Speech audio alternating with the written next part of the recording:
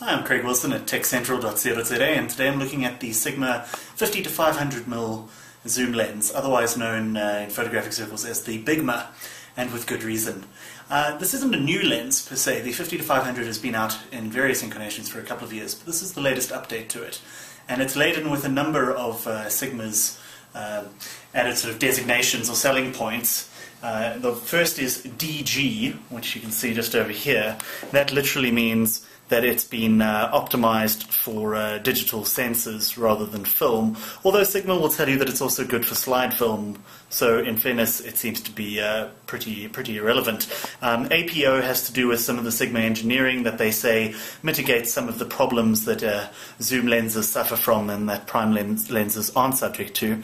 And HSM simply refers to Sigma's high-speed hypersonic drive motor, which allows for nearly silent and incredibly quick autofocus.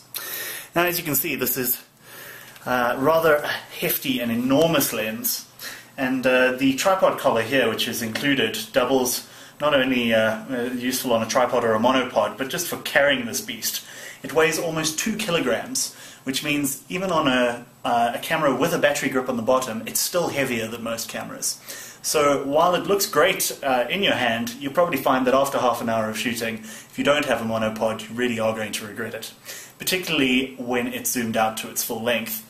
Now, to prevent it zooming with when you don't want it to, there's a lock function here, and that locks the lens in at 50mm so that it can't extend while it's hanging at your side and bash on anything. If we unlock it, as you see, the zoom range is really, truly phenomenal.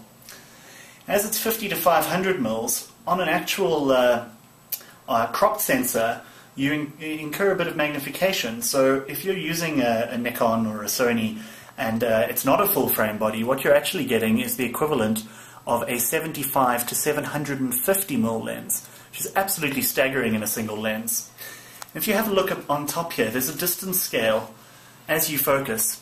One of the more impressive things about this lens, and it really is an engineering marvel, is that at the closest, widest range, at 50mm, your focusing distance is a mere half a meter. And even when you're zoomed to the maximum 500, the minimum focusing distance is only 1.8 meters.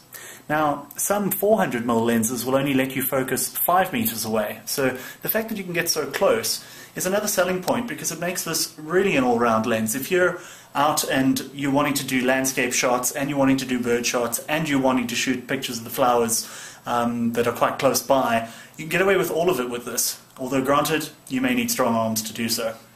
The Sigma is also really well priced considering its size, but for all of those details and some sample pics, you can read our actual review.